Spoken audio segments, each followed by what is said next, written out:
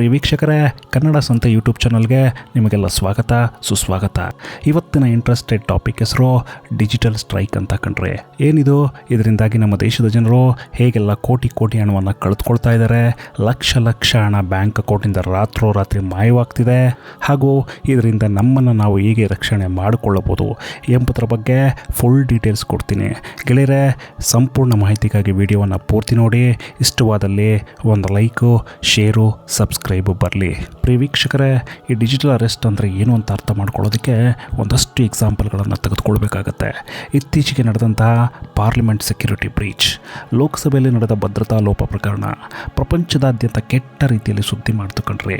ಪಾರ್ಲಿಮೆಂಟಲ್ಲಿ smoke ಬಾಂಬನ್ನು ಸಿಡಿಸಿ ಭಯಪಡಿಸಿದವರನ್ನು arrest ಕೂಡ ಮಾಡಿ ಆಯಿತು. ಈಗ ಅವರನ್ನು, ಅವರ ಮನೆಯವರನ್ನು, ಸ್ನೇಹಿತರನ್ನು ಎಲ್ಲರನ್ನ ವಿಚಾರಣೆ ಮಾಡಲಾಗ್ತಿದೆ. ವಿಷಯ ಏನು ಅಂತಂದರೆ, ಪಾರ್ಲಿಮೆಂಟ್ ಸೆಕ್ಯೂರಿಟಿ ಬ್ರೀಚ್ನಿಂದಾಗಿ ದೇಶದ ನಾನಾ ಕಡೆ ನೂರಾರು ಜನ ತಮ್ಮ ಹಣವನ್ನು ಕಳೆದುಕೊಳ್ತಾ ಇದ್ದಾರೆ. ಇದರಿಂದಾಗಿಯೇ ಜನರ ಬ್ಯಾಂಕ್ ಅಕೌಂಟ್ ಝೀರೋ ಆಗ್ತಿದೆ. ನಿಮಗೂ ಆಶ್ಚರ್ಯ ಆಗ್ತಿದೆ ಅಲ್ವೇ? ಹೌದು ಕಣ್ರಿ, ಇದು ಸತ್ಯ. ಸಂಪೂರ್ಣ ಮಾಹಿತಿಗಾಗಿ ವಿಡಿಯೋವನ್ನು ಪೂರ್ತಿ ನೋಡಿ. ಡಿಜಿಟಲ್ ಸ್ಟ್ರೈಕ್ ಅಂದರೆ ಏನು ಅಂತ ಎಕ್ಸ್ಪ್ಲೈನ್ ಮಾಡೋದಕ್ಕೂ ಮೊದಲು ಇತ್ತೀಚೆಗೆ ನ್ಯೂಸ್ ಪೇಪರ್ಗಳಲ್ಲಿ ಪಬ್ಲಿಷ್ ಆದ ಒಂದಷ್ಟು ಆರ್ಟಿಕಲ್ಗಳ ಸ್ಕ್ರೀನ್ಶಾಟ್ಗಳನ್ನು ನೋಡ್ಕೊಂಡು ಬಂದುಬಿಡಿ.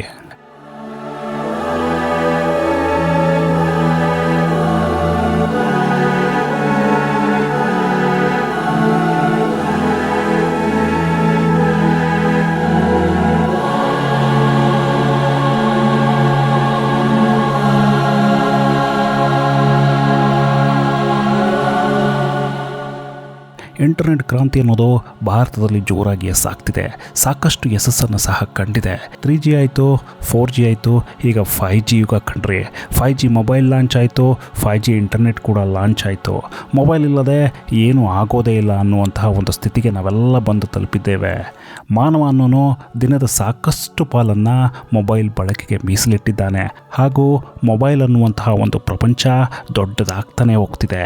ಚಿಕ್ಕ ಚಿಕ್ಕ ಮಕ್ಕಳು ಸಹ ಊಟ ಮಾಡೋದ್ರಿಂದ ಹಿಡಿದು ಮಲಗೋವರೆಗೆ ಮೊಬೈಲ್ ಕೇಳ್ತಿದ್ರೆ, ಕಾಲೇಜ್ ಮೆಟ್ಟಲನ್ನು ಮುಟ್ಟೋ ಮುಂಚೆನೇ ಯೂಟ್ಯೂಬ್, ಫೇಸ್ಬುಕ್, ಟ್ವಿಟ್ಟರ್ ಕಂಡ ಕಡೆ ಎಲ್ಲ ಡಿಜಿಟಲ್ ಖಾತೆಗಳನ್ನು ನಮ್ಮ ಯುವಕ ಯುವತಿಯರು ಓಪನ್ ಮಾಡಿ ಎಲ್ಲವನ್ನ ಗೆದ್ದೆ ಅನ್ನೋ ರೀತಿಯಲ್ಲಿ ಎಲ್ಲರಿಗೂ ಪೋಸ್ ಕೊಡ್ತಿದ್ದಾರೆ.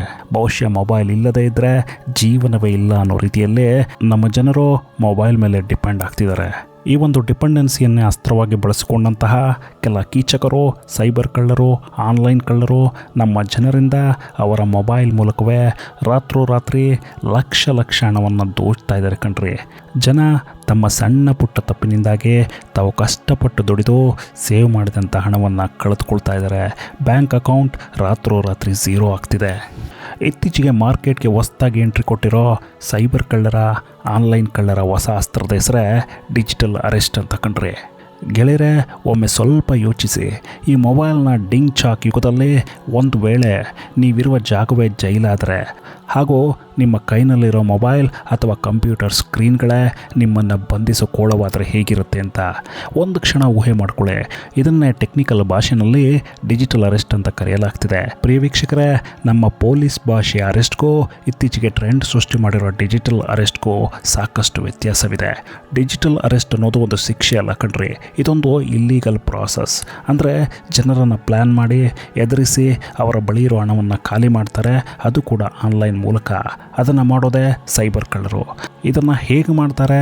ಡಿಜಿಟಲ್ ಅರೆಸ್ಟ್ ಅನ್ನೋದೇನು, ಇದೇಕೆ ದೇಶಾದ್ಯಂತ ಸದ್ದು ಮಾಡ್ತಿದೆ, ಎಕ್ಸ್ಪ್ಲೈನ್ ಮಾಡ್ತೀನಿ ನೋಡಿ. ದಿನಕ್ಕೊಂದು ಹೊಸ ಪ್ಲ್ಯಾನ್ಗಳ ಮೂಲಕ ಸಾಮಾನ್ಯ ಜನರ ಅಕೌಂಟ್ನಿಂದ ಚಿಟಿಕೆ ಹೊಡೆಯುವಷ್ಟರಲ್ಲಿ ದುಡ್ಡು ಎಗರಿಸ್ತಿರೋ ಸೈಬರ್ ಕಳ್ಳರು ಈಗ ಸಾಮಾನ್ಯ ಜನರನ್ನು ಡಿಜಿಟಲ್ ಅರೆಸ್ಟ್ ಮಾಡ್ತಿದ್ದಾರೆ. ಅದರ ಮೂಲಕವೇ ಜನರ ಅಕೌಂಟನ್ನು ಖಾಲಿ ಮಾಡ್ತಿದ್ದಾರೆ. ಇದೊಂದು ಸೈಬರ್ ಕಳ್ಳರ ಹೊಸ ಪ್ರಯೋಗ, ಹೊಸ ಪ್ಲ್ಯಾನ್ ಕಂಡ್ರಿ.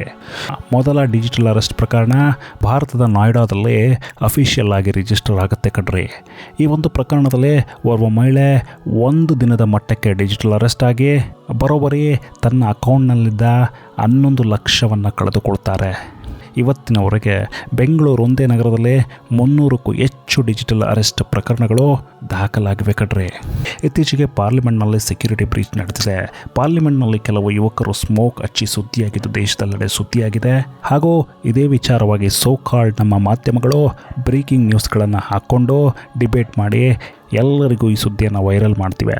ಇದೇ ಒಂದು ಉದಾಹರಣೆಯನ್ನು ತೆಗೆದುಕೊಂಡ್ರೆ ಇದನ್ನು ಗಮನಿಸಿದರೆ ಇದನ್ನು ಸೈಬರ್ ಕಳ್ಳರು ಹೇಗೆ ತೆಗೆದುಕೊಳ್ತಾರೆ ಅಂತ ನೋಡೋದಾದರೆ, ಮೊದಲು ಸೈಬರ್ ಕಳ್ಳರು ಸಾರ್ವಜನಿಕರನ್ನು ಟಾರ್ಗೆಟ್ ಮಾಡಿ ಸಾರ್ವಜನಿಕರಿಗೆ ವಿಡಿಯೋ ಕಾಲನ್ನು ಮಾಡ್ತಾರೆ. ತಮ್ಮನ್ನು ತಾವು ಪೊಲೀಸರು, CBI ಅಧಿಕಾರಿಗಳು, NIA ಅಧಿಕಾರಿಗಳು ಅಂತ ಪರಿಚಯ ಮಾಡಿಕೊಳ್ತಾರೆ. ನಂತರ ಪಾರ್ಲಿಮೆಂಟ್ ಸೆಕ್ಯೂರಿಟಿ ಬ್ರೀಚ್ ವಿಷಯವನ್ನು ತೆಗಿತಾರೆ. ಪಾರ್ಲಿಮೆಂಟ್ನಲ್ಲಿ ಸೆಕ್ಯೂರಿಟಿ ಬ್ರೀಚ್ ಮಾಡಿರೋ ಆರೋಪಿಗಳು, ತಪ್ಪಿತಸ್ಥರು ನಿಮ್ಮ ಫೋನ್ ನಂಬರ್ ಕೊಟ್ಟವ್ರೆ, ನೀವು ಅವರಿಗೆ ಹಣವನ್ನು ವರ್ಗಾವಣೆ ಮಾಡಿದ್ದೀರಿ, ಅದೇ ರೀತಿ ಅವರು ಸಹ ನಿಮಗೆ ಹಣವನ್ನು ವರ್ಗಾವಣೆ ಮಾಡಿದ್ದಾರೆ ಅನ್ನೋ ಇನ್ಫಾರ್ಮೇಷನ್ ಬಂದಿದೆ. ಇದರ ವಿಚಾರವಾಗಿಯೇ ನಿಮ್ಮನ್ನು ನಾವು ಎನ್ಕ್ವೈರಿ ಮಾಡ್ತಿದ್ದೀವಿ. ನೀವೇನಾದರೂ ಸರಿಯಾಗಿ ರೆಸ್ಪಾನ್ಸ್ ಮಾಡಿಲ್ಲ ಅಂತಂದರೆ ಅಥವಾ ಕಾಲ್ ಕಟ್ ಮಾಡಿದರೆ ಪೊಲೀಸರಿಗೆ ಕೋಆಪ್ರೇಟ್ ಮಾಡ್ತಿಲ್ಲ ಅಂತ ಹೇಳಿ ದೇಶದ್ರೋಹದ ಕೇಸನ್ನು ಹಾಕಿ ನಿಮ್ಮನ್ನು ಈ ಕೇಸಲ್ಲಿ ಸಿಕ್ಕಿ ಹಾಕಿಸಿ ಪರ್ಮನೆಂಟಾಗಿ ಜೈಲಿನಲ್ಲಿ ಕೊಳೆಯೋ ಹಾಗೆ ಮಾಡ್ತೀವಿ, ಹಾಗೆ ಹೀಗೆ ಅಂತ ನಂಬಿಸ್ತಾರೆ. ಜೊತೆಗೆ ಹಣ ವರ್ಗಾವಣೆ ಆಗಿದೆ ಅಂತ ನಂಬಿಸ್ತಾರೆ. ಆದ್ದರಿಂದ ನಿಮ್ಮ ಬ್ಯಾಂಕ್ ಅಕೌಂಟ್ ಚೆಕ್ ಮಾಡಬೇಕು, ನಿಮ್ಮ ಕೆಲವು ಡೀಟೇಲ್ಸ್ ಬೇಕು ಅಂತೇಳಿ ಒಂದೊಂದೇ ಡೀಟೇಲ್ಸನ್ನು ನಿಮ್ಮ ಮೂಲಕವೇ ಬಾಯಿ ಬಿಡಿಸ್ತಾರೆ. ಇವರ ಮಾತನ್ನು ನಂಬಿ ಭಯಕ್ಕೆ ಜನ ಕೆಲವೊಂದಷ್ಟು ಬ್ಯಾಂಕ್ ಮಾಹಿತಿಯನ್ನು ಕೊಟ್ಟು ಬಿಡ್ತಾರೆ. ಈ ಕಳ್ಳರಿಗೆ ಅಷ್ಟು ಸಾಕಂಡ್ರಿ ಬ್ಯಾಂಕ್ ಅಕೌಂಟ್ನಲ್ಲಿರೋ ದುಡ್ಡನ್ನು 0 ಮಾಡೋಕ್ಕೆ. ಆಮೇಲೆ ಕಾಲ್ ಕಟ್ಟಾಗತ್ತೆ, ಕೇಲ್ಕತ್ತಮ್, ಟಾಟಾ, ಬಾಯ್ ಬಾಯ್. ಇದೊಂದು ಸಣ್ಣ ಎಕ್ಸಾಂಪಲ್ ಕಣ್ರಿ. ಇದೇ ರೀತಿ ಆಧಾರ್ ಕಾರ್ಡ್ ದುರ್ಬಳಕೆ ಆಗಿದೆ, ಭಯೋತ್ಪಾದಕರು ನಿಮ್ಮ ಹೆಸರಲ್ಲಿ ಮೊಬೈಲ್ ಸಿಮ್ ತೊಗೊಂಡಿದ್ದಾರೆ ಅಂತ ಕತೆ ಕಟ್ಟಿ ಕೆಲವೊಂದು ಕಡೆ ಡಿಜಿಟಲ್ ಅರೆಸ್ಟ್ ಮಾಡಿ ಲಕ್ಷ ದುಡ್ಡನ್ನು ವಸೂಲಿ ಮಾಡೋರೆ ಸೈಬರ್ ಕಳ್ಳರು ಕಣ್ರಿ. ವಿಶೇಷ ಏನು ಅಂತಂದರೆ ಈ ರೀತಿಯ ಕೃತ್ಯಗಳನ್ನು ಎಸಗಲು ಸೈಬರ್ ಕಳ್ಳರು ಸಿಮ್ ಕಾರ್ಡನ್ನು ಬಳಸ್ತಾ ಇಲ್ಲ, ಸಿಮ್ ಕಾರ್ಡ್ ಬೇಸ್ಡ್ ಅಕೌಂಟ್ಗಳನ್ನು ಸಹ ಬಳಸ್ತಾ ಇಲ್ಲ, ಸ್ಕೈಪ್ ರೀತಿಯ ಮೊಬೈಲ್ ಅಪ್ಲಿಕೇಶನ್ಗಳನ್ನು ಬಳಸ್ತಾ ಇದ್ದಾರೆ ಎನ್ನಲಾಗ್ತಿದೆ. ಪೊಲೀಸರ ದಾರಿ ತಪ್ಪಿಸೋಕೆ ಈ ಆ್ಯಪ್ಗಳನ್ನು ಬಳಸಲಾಗ್ತಿದೆ. ತಮ್ಮ ಬ್ಯಾಂಕ್ ಅಕೌಂಟ್ಗೆ ಹಣ ವರ್ಗಾವಣೆ ಮಾಡಿಕೊಂಡು ತದನಂತರ ಕ್ರಿಪ್ಟೋ ಕರೆನ್ಸಿಗಳನ್ನು ಪರ್ಚೇಸ್ ಮಾಡ್ತಿದ್ದಾರೆ ಅಥವಾ ಬೇರೆ ದೇಶದ ಸ್ಟಾಕ್ ಮಾರ್ಕೆಟ್ಗಳಲ್ಲೇ ಸ್ಟಾಕ್ಗಳನ್ನು ಪರ್ಚೇಸ್ ಮಾಡ್ಕೊಳ್ತಿದ್ದಾರೆ. ಇದರಿಂದ ಪೊಲೀಸರಿಗೆ ಹಣವನ್ನು ರಿಕವರ್ ಮಾಡೋದಕ್ಕೆ ಆಗ್ತಿಲ್ಲ, ಹಾಗೂ ಪೊಲೀಸರಿಗೆ ದೊಡ್ಡ ತಲೆನೋವಾಗೋಗಿದೆ. ಇದೇ ರೀತಿ ಕೊರಿಯರ್ ಪಾರ್ಸಲ್ ವಿಚಾರವಾಗಿ ಸಹ ಒಂದಷ್ಟು ಎಕ್ಸಾಂಪಲ್ಗಳು ಸಿಗ್ತವೆ ಕಣ್ರಿ. ನಿಮಗೆ ಯಾರೋ ಕೊರಿಯರ್ ಮಾಡೋರೆ, ಅದರಲ್ಲಿ ಮಾದಕ ವಸ್ತು ಪತ್ತೆಯಾಗಿದೆ, ಹಾಗೆ ಹೀಗೆ. ನಂತರ ಇದೇ ಪ್ರಾಸೆಸ್ ದುಡ್ಡು ಕೇಳೋ ಪ್ರಾಸೆಸ್. ಈ ಒಂದು ಡಿಜಿಟಲ್ ಅರೆಸ್ಟ್ ಪ್ರಕರಣಗಳಲ್ಲೇ ಸಾರ್ವಜನಿಕರನ್ನು ಅರೆಸ್ಟ್ ಮಾಡಿ ಕೋರ್ಟ್ ಸಂಬಂಧಿತ ಕಾನೂನುಗಳನ್ನು, ಸೆಕ್ಷನ್ಗಳನ್ನು ಕಳ್ಳರೇ ಎಕ್ಸ್ಪ್ಲೈನ್ ಮಾಡ್ತಾರೆ, ಎದುರಿಸ್ತಾರೆ. ಜೊತೆಗೆ ಸ್ಕೈಪ್ ರೀತಿಯ ಅಪ್ಲಿಕೇಶನ್ಗಳನ್ನು ಡೌನ್ಲೋಡ್ ಮಾಡುವಂತೆ ಅವರೇ ಹೇಳ್ತಾರೆ, ಅದನ್ನು ಲಿಂಕ್ ಕೂಡ ಅವರೇ ಕಳಿಸ್ತಾರೆ. ಗಂಟೆಗಟ್ಟಲೆ ಎನ್ಕ್ವೈರಿ ಮಾಡ್ತಾರೆ.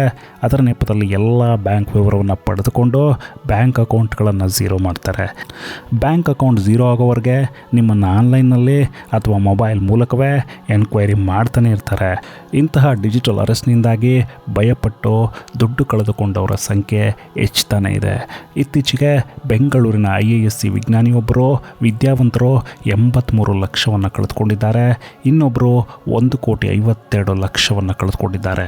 ವಿಪರ್ಯಾಸ ಅಂತಂದರೆ ಜನ ಇಂತಹದ್ದನ್ನೆಲ್ಲ ನಂಬಿ ಸುಲಭವಾಗಿ ಮೋಸ ಹೋಗ್ತಿರೋದು ಕಣ್ರಿ.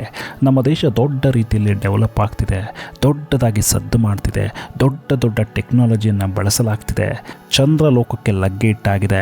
ಆದರೂ ಸಾಮಾನ್ಯ ಜ್ಞಾನದ ಕೊರತೆ ಇಂದಿನ ಡಿಜಿಟಲ್ ಫೇಸ್ಬುಕ್ನಂತಹ ಯುಗದಲ್ಲಿ ಹೆಚ್ಚಾಗಿ ಕಂಡು ಬರ್ತಿದೆ ಕಣ್ರಿ. ಇಂತಹ ಸೈಬರ್ ಕಳ್ಳರಿಂದ ದೂರ ಇರಿ, ಜೊತೆಗೆ ಜಾಗೃತಿ ಇರಲಿ.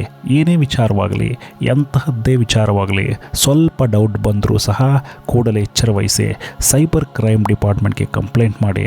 ನಮ್ಮ ಜನರು ಸ್ವಲ್ಪ ಎಚ್ಚರ ತಪ್ಪಿದ್ರೂ ಅವರ ಬ್ಯಾಂಕ್ ಅಕೌಂಟ್ ಖಾಲಿಯಾಗೋದು ಗ್ಯಾರಂಟಿ ಕಣ್ರಿ. ವಿಡಿಯೋ ಇನ್ಫಾರ್ಮೇಟಿವ್ ಅನಿಸಿದ್ರೆ ದಯವಿಟ್ಟು ವಿಡಿಯೋವನ್ನು ಲೈಕ್ ಮಾಡಿ, ನಿಮ್ಮ ಸ್ನೇಹಿತರಿಗೆ ಶೇರ್ ಮಾಡಿ, ನಮ್ಮ ಚಾನಲನ್ನು ಸಬ್ಸ್ಕ್ರೈಬ್ ಮಾಡಿ.